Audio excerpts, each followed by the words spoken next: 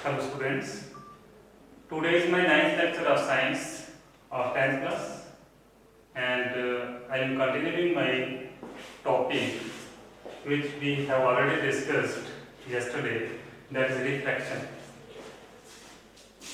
Refraction of light.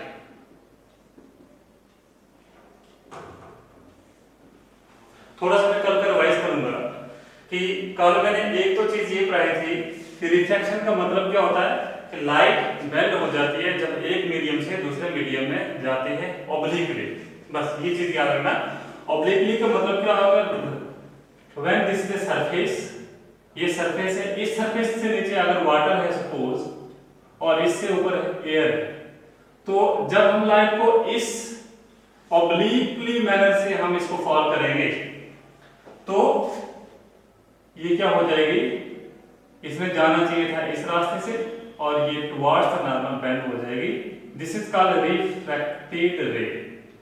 इसको हम बोलेंगे रिफ्रैक्टेड रे, इसको बोलेंगे इंसिडेंट रे और इसको हम बोलते हैं नॉर्मल। ये मैंने आपको कल का ही बताया। इस एंगल को हम बोलते हैं एंगल ऑफ इंसिडेंस और इस एंगल को बोलते हैं एंगल ऑफ रिफ्रैक्शन। तो कल मैंने और इसके प्लस मैंने ये बताया था कि there are two laws of refraction of light. तो मैंने बोला था स्नेल्स लॉ हम बोलते हैं इसको, second law of refraction of light भी बोलते हैं। शायद मैंने इसको 1621 बोला था कि क्या बोला था, देख लेना। 1621 में इसमें डिस्कवर किया था कि लाइट जो है वो जब एक मीडियम से दूसरे मीडियम में जाती है तो वो किस तरह से बेंड होती है और कितनी बेंड होती है, ठीक है। तो to how much extent the light ray is bended when it passes from one medium to another was first of all discovered by Snell's and hence the second law of refraction is also called Snell's law of refraction of light. तो इसके बाद जो हमारा है, हम ये पढ़ रहे थे कि रिफ्रैक्शन के लिए कंडीशंस क्या चाहिए। हम बोलेंगे कंडीशंस फॉर रिफ्रैक्शन। क्या चीज होगी, क्या condition, what are the conditions which are required to undergo refraction of light. First एक कंडीशन तो ये है कि जो लाइट जो है मस्ट चेंज मीडियम। लाइट को क्या करना है, मीडियम चेंज करना पड़ेगा। दैट मीन्स मीडियम का मतलब क्या होगा, अगर वो एयर से आ रही है नीचे वाटर में चले जाए, अगर वो वाटर से आ रही है नीचे ग्लास में चले जाए। इस तरह से एक मीडियम से दूसरे मीडियम में जब लाइट रे जाएगी तो हम उसको बोलेंगे लाइट रे रिफ्लेक्ट होना है लाइट में, मीडियम चेंज करेंगे। लेकिन अगर मीडियम चेंज नहीं हुआ, अगर सेम ग्लास है हमारे पास, ये suppose this is the glass, अगर ये लाइट यहां से चल रही है अंदर से, ये सीधा जो है यहां तक जो है वो बिल्कुल स्ट्रेट पाथ में चलेगी, जैसा हमने पढ़ा है रेक्टिलिनियर प्रोपगेशन। तो suppose this is the glass, there is no bending of light ray inside any medium, but when light ray change its medium, इस ग्लास के बाहर हवा आ गई, ठीक है, तो इसमें अगर ये एयर है तो यहां से ये बेंडिंग बताएगी, ठीक, बेंड हो जाएगी या आगे के लिए होगी या पीछे के लिए होगी या नहीं भी हो सकती है। फिर थ्री थिंग्स आती हैं, अगर मीडियम चेंज करती है तो मीडियम चेंज करते भी may or may not bend, may or may not refract.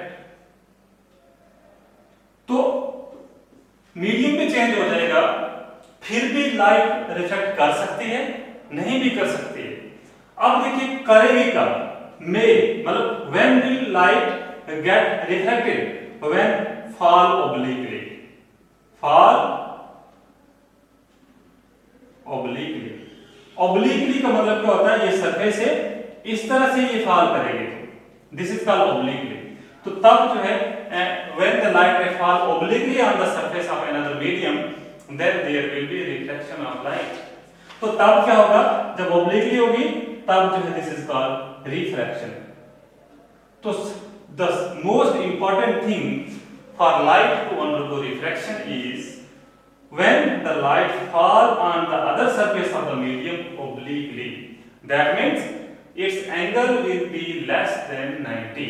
90 से कम होगा, तो हम इसको बोलेंगे एंगल, आप इसको लिख सकते हो एंगल लेस देन 90 होगा। तो 90 डिग्री से कम एंगल पे अगर ये लाइट रे गिरेगी तो उस समय में आप समझ लेना कि ये रिफ्रैक्शन होती है। तो 0 से 90 तक, 0 से ज्यादा और 90 से कम एंगल तक फ्लो करेगी तब जो है रिफ्रैक्शन होगी। बट अब देखेंगे कि कब रिफ्रैक्शन नहीं होगी। इसका मतलब लाइट चेंज भी करेगी मीडियम, लेकिन अगर लाइट परपेंडिकुलर फॉल करती है, व्हेन द लाइट, यहां पे हवा है, यहां पे वाटर है, तो there are these two are different mediums. यहां से नीचे पानी होगा तो ये क्या हो गया, मीडियम डिफरेंट। अगर लाइट यहां से ऐसे आती है एट 0 डिग्री, 0 डिग्री जो है एंगल बनता है इसका। Why 0 degree? क्योंकि ये सरफेस है, यहाँ पे क्या था, नॉर्मल था, ठीक है, और नॉर्मल के ऊपर से ही ये रे आ रही है, तो ये दोनों के दोनों रे क्या हो गए, आपस में पैरेलल हो गए and their angle is 0। So at that case the light will not bend, light की बेंडिंग नहीं होती है। Now the speed of light decreases, speed decrease होगी, स्पीड डिक्रीज होगी क्या, yes, speed will decrease. Bending होगी क्या, बेंडिंग होगी इसकी क्या, no, there will be no bending. Then what is actually the cause of refraction? तो मैं आपको फाइनली आपको ये बताऊंगा कि लाइट जब एक मीडियम से दूसरे मीडियम में जाती है तो वो बेंड क्यों होती है। मैंने आपको ये बताया था कि किसी भी एक मीडियम में लाइट की जो स्पीड है वो सेम रहती है, किसी भी एक मीडियम में the speed of light is same. तो यहां पे आपको मैं थोड़ा सा बताऊंगा कि actual cause of bending light रे का क्या है।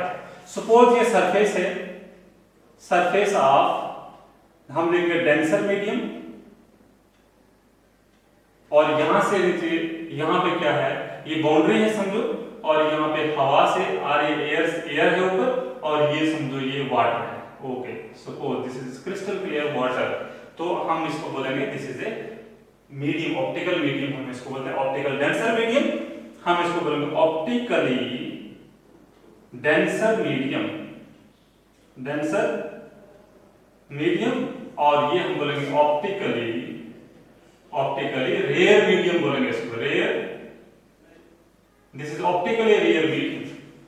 तो यहां पे मैं आपको ये बताऊंगा what is actually the cause of bending. Suppose देखिए ये बीम ऑफ रे है, ये लाइट रे आ रही है, this is the beam of रे, और आपको मैं ये भी बताऊंगा कि बहुत सारे रेज जो है यहाँ पे ऑब्लिकली फॉल कर रही हैं, और आपको ये भी आगे पढ़ना है कि डिस्पर्शन ऑफ लाइट जब हम करते हैं, डिस्पर्शन ऑफ लाइट में एक लाइट रे होती है, इसको हम व्हाइट लाइट रे बोलते हैं, क्या बोलते हैं, व्हाइट लाइट, और जब इसको हम प्रिज्म से पास कराते हैं तो इसकी 7 डिफरेंट कलर की रेज निकलती हैं, ठीक है, तो हम इसको बोलते हैं कि VIBGYOR। तो मैं आपको कहने का मतलब बताता हूँ, R for red, O for orange, Y for yellow, G for green, B for blue, I for indigo, V for violet. तो एक रे के अंदर भी डिफरेंट जो है कलर की रेडिएशन होती हैं, और इनका वेवलेंथ भी क्या होता है, डिफरेंट होता है। सपोज मैं आपको ये बताऊं कि ये सरफेस है, जब ऑब्लिकली लाइट रे फॉल करती है तो उस समय में क्या होता है कि ये यहां से देखो हवा है, ओके, ये सारा एरिया हवा है, जब ये यहां से इकट्ठी आई है, ठीक है, जब ये यहां से ओरिजिनेट हुई है, तो आपको मैं एक बात बता दूं कि ये वाली रे जो है ना थोड़ी पहले पहुंच जाएगी, क्योंकि सरफेस ऑब्लिक है, ठीक है, जब ये पहले वाले पहुंच जाएगी, और कुछ टाइम कुछ मोमेंट जो है द रे will encounter the surface of another medium somewhat earlier than this ray, which meets this boundary after some moment, कुछ मोमेंट के बाद मिलती है। Though the time gap जो है is very small, बहुत टाइम गैप छोटा होगा, लेकिन फिर भी होगा ना, बिकॉज यहाँ पे जो इंटरेक्ट करेगी इसके आगे जो इसको क्या आ रहा है, जैसे ही लाइट रे इस दूसरे मीडियम में जाएगी इसकी स्पीड क्या हो जाएगी, डाउन हो जाएगी, स्पीड इसकी स्पीड डिक्रीज हो जाएगी, स्पीड डिक्रीज हो गई स्पीड, लेकिन इसकी स्पीड डिक्रीज कब हुई, इसके बाद, ठीक है, वो इसकी उसके बाद इसकी उसके बाद। तो मैं आपको ये बताऊंगा कि जब दूसरी बाउंड्री पे जब लाइट रे ऑब्लिकली फॉल करती है तो जो सबसे पहले वाली जो है ये वाली रे होती है वो सबसे पहले पहुंचती है और उसकी स्पीड सबसे पहले कम होती है, ठीक है। सबसे पहले कम स्पीड होने की वजह से इसका जो डायरेक्शन है वो चेंज हो जाता है। अगर ये नीचे स्पीड डिक्रीज हुई है तो ये टुवर्ड्स द नॉर्मल के लिए आएगी, अगर उसकी स्पीड इंक्रीज हुई होती तो ये आगे फ्रॉम द नॉर्मल जाएगी। सपोज ये देखो ये नॉर्मल है यहाँ पे, ओके। और फाइनली जो है इसको क्यों ऐसा, क्योंकि जब तक ये इसकी स्पीड आस्था हुई ना ये अभी भी तेज चल रही होती है, ये रे तभी भी तेज चल रही होती है। और तेज चलने से क्या होता है कि ये जो बाद में बेंड होगी ये पहले ही थोड़ा इसको आस्था हो जाएगी, ये इसलिए मुड़ जाएगी और इसलिए जो ये सारे बीम जो हैं ये रिफ्लेक्ट होती हैं। तो एक्चुअल में अगर कोई आपको पूछेगा कि जैसे सपोज मैं आपको ये बताऊंगा, यहाँ पे देखिए ये रोड है, ठीक है, ये रोड है, suppose this is a concrete road, ठीक है, इस पे कंक्रीट बिछाया हुआ है और यहाँ पे देखो घास लगा हुआ है, ओके। आप देखना जब अगर आप गाड़ी लेके इस यहां से जाओगे, ठीक है, यहां से जाओगे और या तो आप कंक्रीट पे जब चल रहे होंगे तब स्पीड एक जैसी होगी, ठीक है। जब ये वाला टायर जो है, सपोज गाड़ी वाला टायर, इधर आप पहुंचोगे और ये ऐसे गाड़ी होगी, ठीक है, सपोज ये इस तरह से गाड़ी है, इसके टायर जो है इस तरह से पहुंचे, ओके। तो आप देखोगे यहां पे इसका सबसे पहले टायर ये पहुंचा, ठीक है, ये वाला टायर अभी भी कंक्रीट पे चल रहा है तो इसकी स्पीड कैसे रहेगी, वैसे रहेगी। लेकिन ये वाला टायर जैसे ही घास पे चढ़ेगा तो इसकी स्पीड क्या हो जाएगी, आस्था, बिकॉज ये फ्रिक्शन आएगा होगा इसको, जब फ्रिक्शन होगा, जब ये सीधा इधर से जाएगा तो ये थोड़ा ऐसे स्पीड कम होने की वजह से ये तेज भागेगा, ये तेज भागने से ये क्या कर लेगा, काबू ले लेगा और ये जो रास्ता होगा रेडी का, जो ये गाड़ी है या कोई भी फोर व्हीलर गाड़ी है, ये इस तरह से हो जाएगा।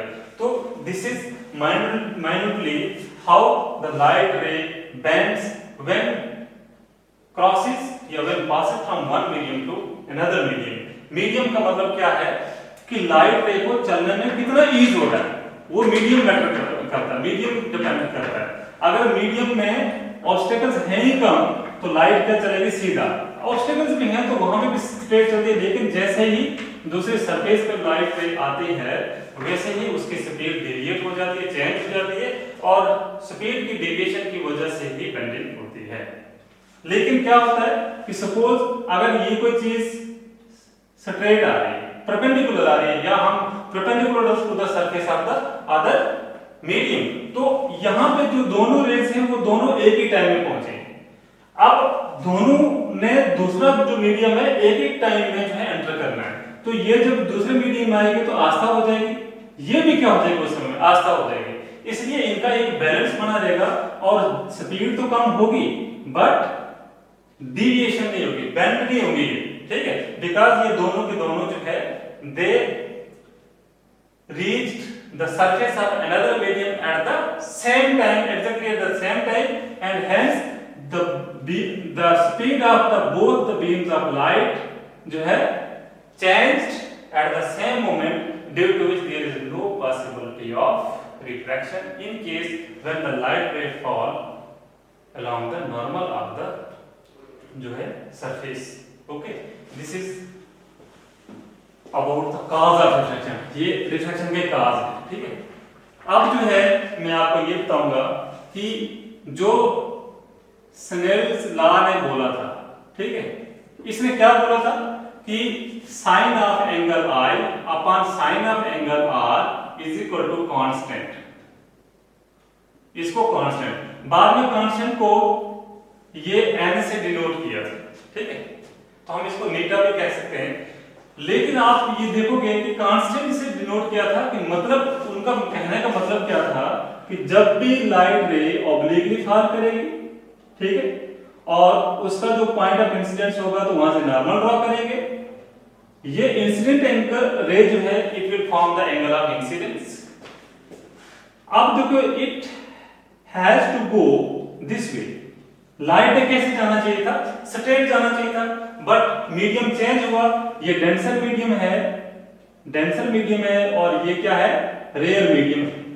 तो लाइट का जो मीडियम है वो चेंज हो रहा है, तो मीडियम चेंज हो रहा है तो उसकी स्पीड, ये डेंसर में तो स्पीड क्या होगी, डिक्रीज, जब डिक्रीज हो गई तो टुवर्ड्स नॉर्मल आएगी, तो ये लाइट रे इस रास्ते से आएगी, तो हम इस एंगल को बोलेंगे एंगल ऑफ रिफ्रैक्शन, तो मैं इस रे को क्या बोलूंगा, रिफ्रैक्टेड रे बोलूंगा, ठीक है।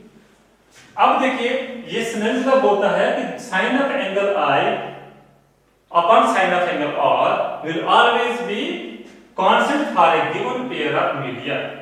गिवन पेयर ऑफ मीडिया का मतलब क्या हुआ, ये देखना for a given pair of media, ये चीज जरूरी इसके साथ मेंशन करना है आपने, मीडियम चेंज नहीं होना चाहिए। अगर मीडियम चेंज हो गया तो फिर वो चीज नहीं होगा। तो for a given pair of media का मतलब क्या हुआ कि अगर एयर और वाटर से जा रहा है तो एयर और वाटर से ही हमेशा जाएगा, ठीक है।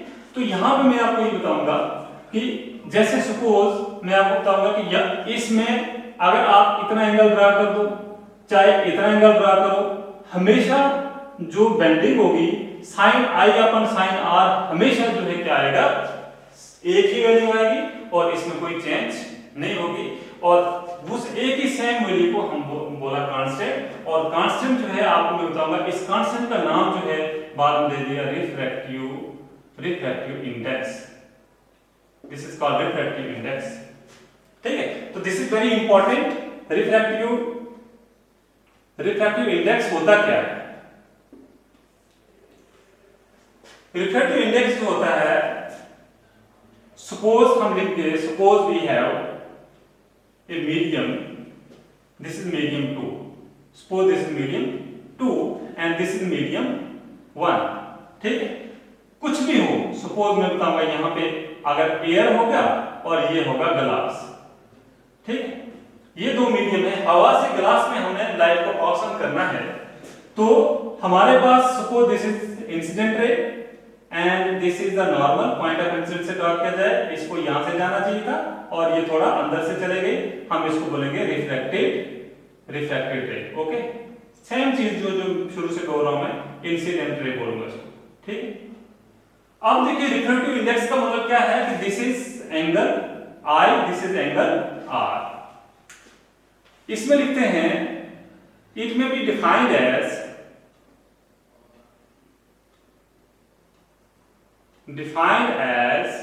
the ratio of speed of light in vacuum to the speed of light in medium,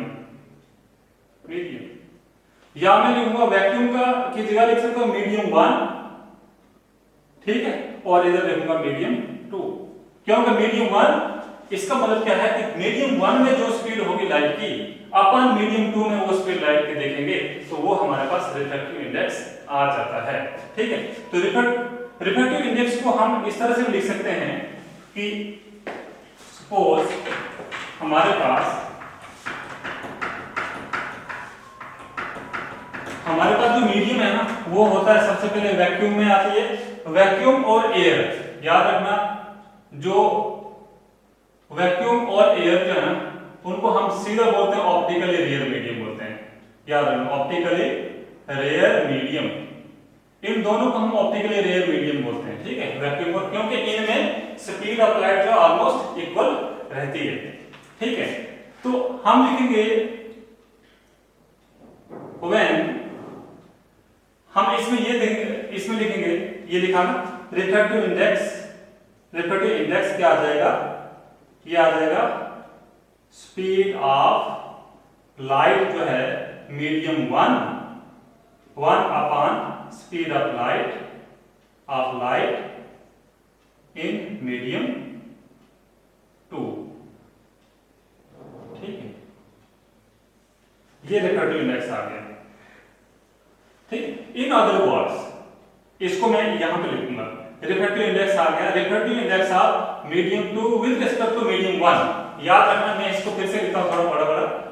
इसका मतलब होता है रिफ्रैक्टिव इंडेक्स ऑफ मीडियम 2 था ना ये, with respect to medium 1 is equal to, मैं लिखूंगा स्पीड ऑफ लाइट, मैं लिखता हूं c अपॉन v।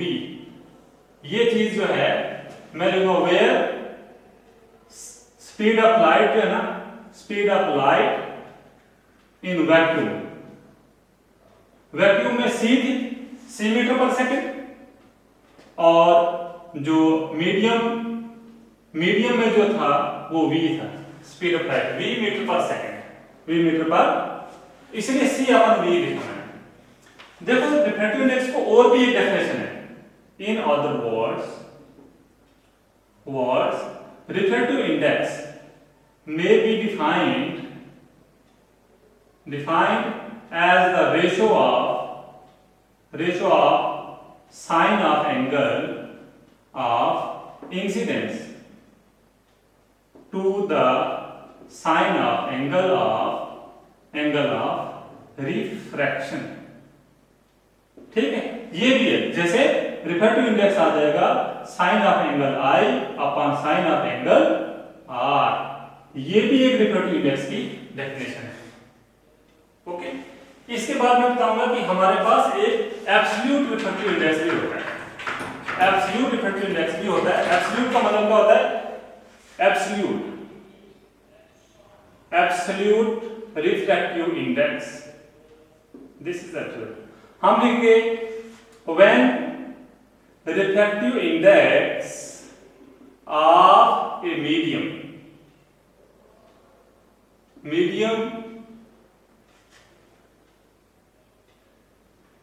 is, कल हम लिखेंगे is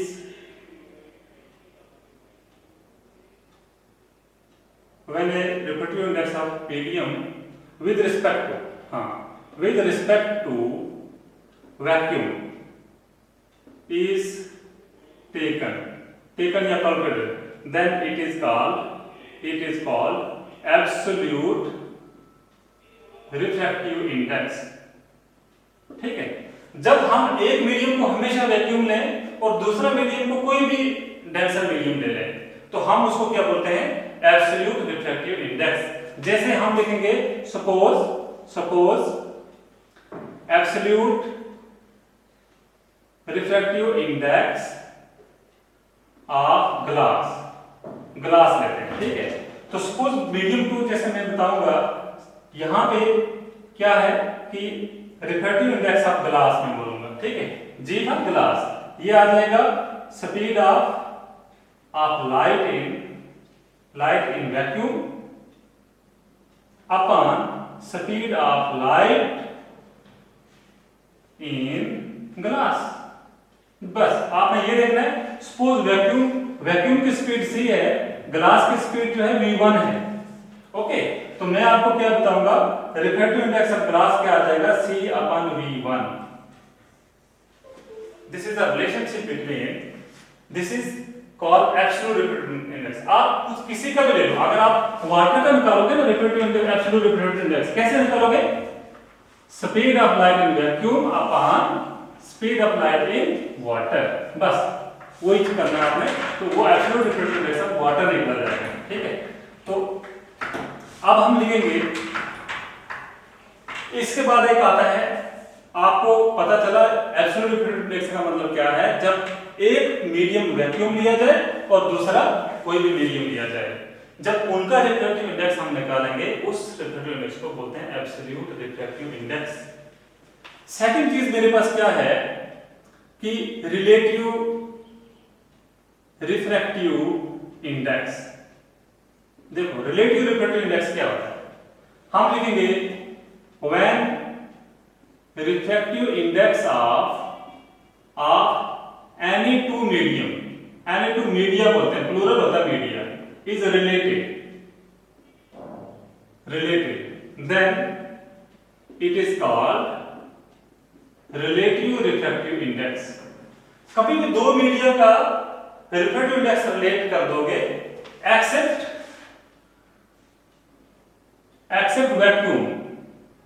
वैक्यूम का नहीं लेना है, ठीक है। उस समय में हम उस रिफ्रैक्टिव इंडेक्स को बोलेंगे relative refractive index. For example आप लिखेंगे, हम लिखेंगे हमारे पास suppose speed of light in medium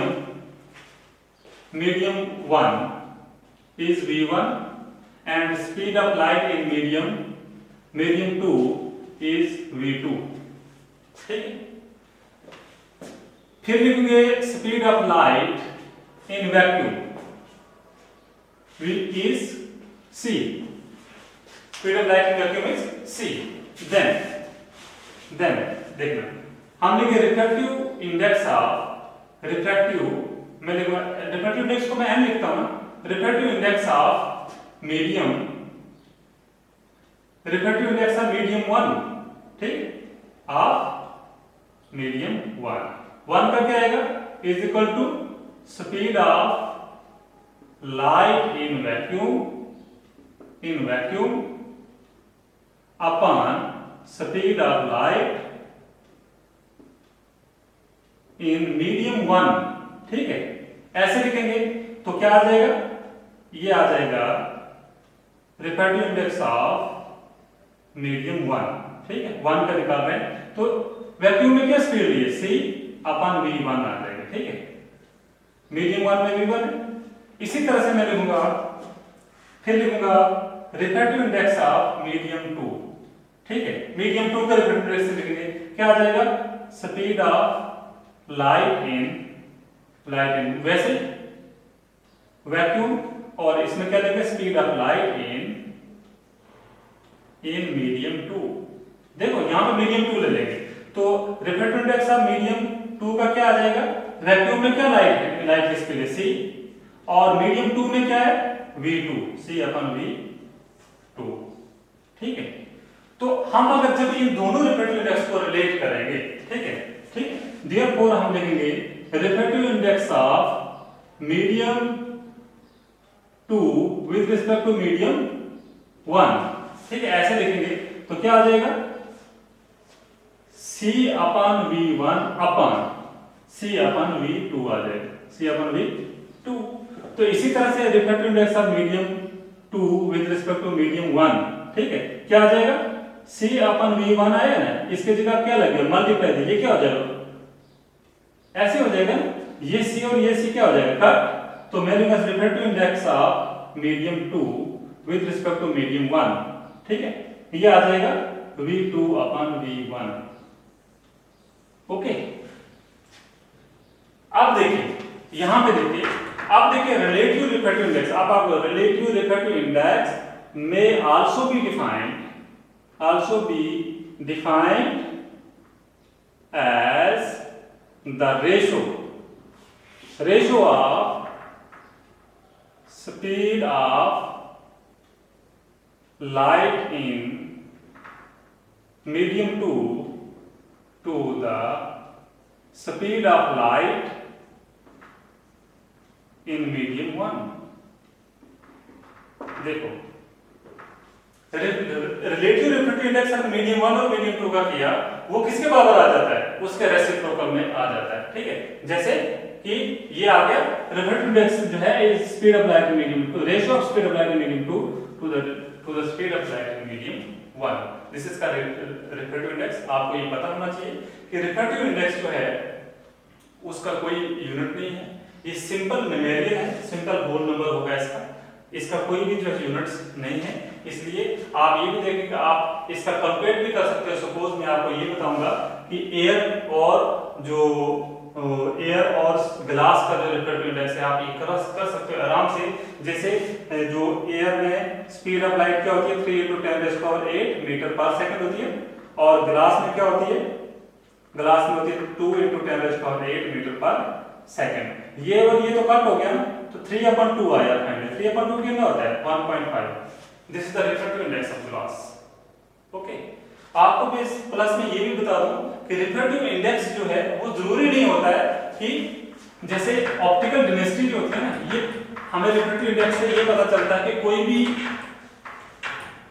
medium जो है लाइट को कितना बेंड करता है, और लाइट की बेंडिंग जो है वो डिपेंड करती है ऑप्टिकल डेंसिटी पे, ऑप्टिकल डेंसिटी पे, not mass density. There are these are two different things. Mass density और ऑप्टिकल डेंसिटी दोनों अलग चीज है। ऑप्टिकल डेंसिटी का मतलब क्या होता है कि मटेरियल के अंदर जो कैसे अरेंजमेंट है पार्टिकल्स का, जो क्या कर देती है कि लाइट की स्पीड को कम कर देती है। लेकिन मास डेंसिटी को आपको पता है कि मास जो डेंसिटी होती है it is mass upon volume होता है, ठीक है। मैं एक एग्जांपल देता हूं कि जैसे केरोसिन ऑयल है, ठीक है, और वाटर है। आप देखोगे किसी भी आप बीकर में वाटर और केरोसिन ऑयल ले लोगे तो केरोसिन ऑयल नीचे रहता है कि वाटर रहता है नीचे? देखो ये वाटर नीचे रह जाएगा और केरोसिन ऑयल ऊपर दिखेगा आपको। Why? Because density of kerosene oil is less than the density of water. इसका मतलब कौन सी डेंसिटी? Mass density. यहां पे हम मास डेंसिटी की बात करते हैं, ठीक है। लेकिन अगर आप केरोसिन ऑयल की ऑप्टिकल डेंसिटी की बात करोगे तो ऑप्टिकल डेंसिटी इसकी ज्यादा है, आई थिंक 1.33 है, तो इसकी 1.30 है, आई थिंक इतना। There is difference. Optical density of kerosene oil is more, but mass density of kerosene oil is less than the water, ठीक है। आपने कुछ चीजों की ऑप्टिकल डेंसिटी याद करनी है। सबसे ज्यादा ऑप्टिकल डेंसिटी डायमंड की होती है। Diamond has the highest optical density, it is 2.42, this is the highest density. और एयर की जो डेंसिटी है आपको पता होना चाहिए, एयर की 1.0008, this is the density of. और आपको ये भी पता होगा ice has less optical density than the water. तो बर्फ की ऑप्टिकल डेंसिटी कम होती है देन द वाटर, ठीक है। Thank you. मैं आज का लेक्चर यहीं पे कंक्लूड करता हूँ।